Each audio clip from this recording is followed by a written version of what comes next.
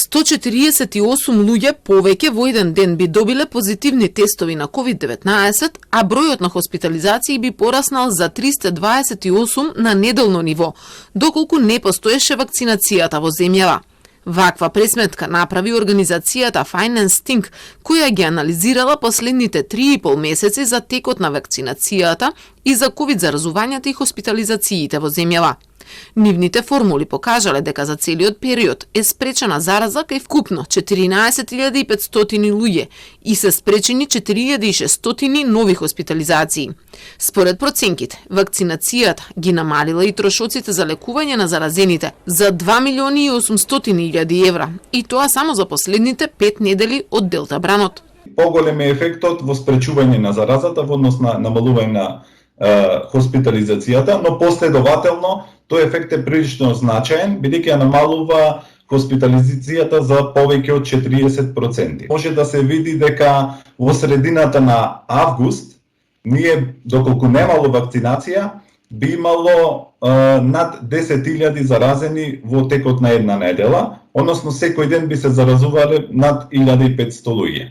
Според Finance Think, иако вкупниот ефект врз хоспитализацијата изнесува само 3,14% од вкупниот годишен буџет на Министерството за здравство, треба да се земе како значајна заштеда. Тоа го дообјаснуваат бидејќи резултатите се долна граница од ефектите од вакцинацијата и поради тоа што се добри покрај тоа што земјава се наоѓа на ниско ниво на вакцинација со 34% од целото население.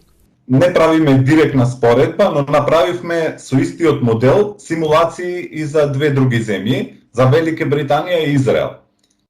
Бидејќи тие се земји кои има значајно вакцинирана популација и таму ефектите се уште поголеми. Значи, таму уште значајен ефектот на вакцинацијата врз хоспитализацијата. Значи, како што ќе зголемуваме процентот на вакцинирани, тој ефект ќе се зголемува и кај нас. Денеска и Министерството за здравство излезе со своја статистика на заразени, а вакцинирани во изминатиот 2,5 месечен период. Од вкупно 40.200 позитивни, од нив 10.000 биле целосно вакцинирани, или тоа значи дека дури 1/4 од нив. Од бројот на хоспитализации пак 21% отпаѓаат на целосно вакцинирани. Но според Министерството, смртноста кај невакцинираните е драстично поголема. Од починатите 1382 во анализираниот период, 1149, односно 83% не биле вакцинирани, но 17% од починатите, односно 233, примиле 2 дози на вакцина.